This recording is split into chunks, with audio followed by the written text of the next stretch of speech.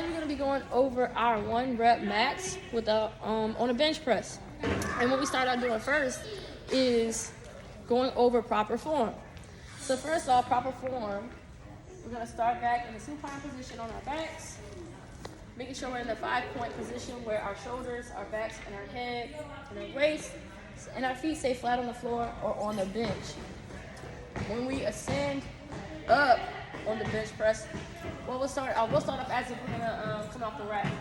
So our hands are up, we're going to have a closed grip on the rack, hands about shoulder width apart. Taking the bar off the rack, we're going to fully extend the elbows straight up. The bar needs to be slightly back about even with your eyes. When we come down, it's going to come right where our arms are perpendicular to the floor, elbows fully extended out, and the bar is going to slightly just tap our chest right at our nipple point. Fully extend up and down. All right, so we're going to first start off on our first warm up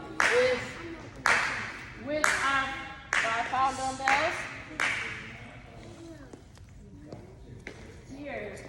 And so for our first warm up, we're going to start off at 5 to 8 repetitions, and we're going to go ahead and get started. Let's go. We got 1, 2, 3, 4, and 5. And we're unracking the bar off the rack. And after our first warm up, we give ourselves about a 1-minute rest, and then we add a 5 to 10% load, which will be about 10 to 20 pounds. So we're going to go ahead and move on. Adding weight, acting as if we're coming off the rack. Here, fully extended, closed grip, keep the wrist locked. And we're going to go now for our second warm up for 3 to 5 reps. And let's go. 1, 2, and 3. All right, spotting here. We're moving the bar off the rack. After our second warm up, it will then be a 2-minute rest. So 2-minute rest right now. We're going to move on to our third warm up where we will then again add 5 to 10%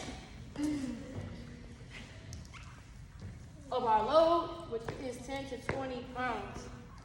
So again, that gives us coming off the rack. All right, grip lock. We're going to keep our back slightly arched up off the bench as if we could come underneath our back. Good. And let's go down, downward movement, 1. And we're going to do 2 to 3 reps. 2, let's do 1 more. Good. So after adding our load, going to unrack off the rack. Excellent. For our third warm up. So now it's going to be our first time where we attempt our 1 rep max.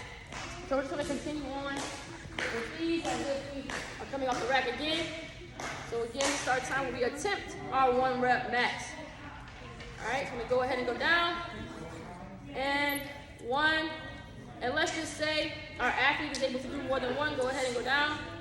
Excellent. And we'll stop here. If the athlete is able to do more than 1 rep, we'll then add weight to the load and see if they can then perform a 1 rep max. However, before this attempt, there needs to be a 2 to 4 minute rest in between each additional attempt. So we're going to go ahead and give another attempt right now. For our 1 rep max after adding weight to see if they can then perform 1 rep. And down. And up. Excellent. Unracking the bar off the rack.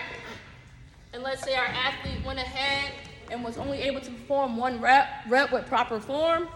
We would then record that data there at that weight. If the athlete succeeds, we would just gradually add or decrease the load until they were able to perform 1 rep max without meeting a form of fatigue by being mindful of those rests and completing about 3 to 5 tests. And that is your 1 rep max, resistance max, or a bench press.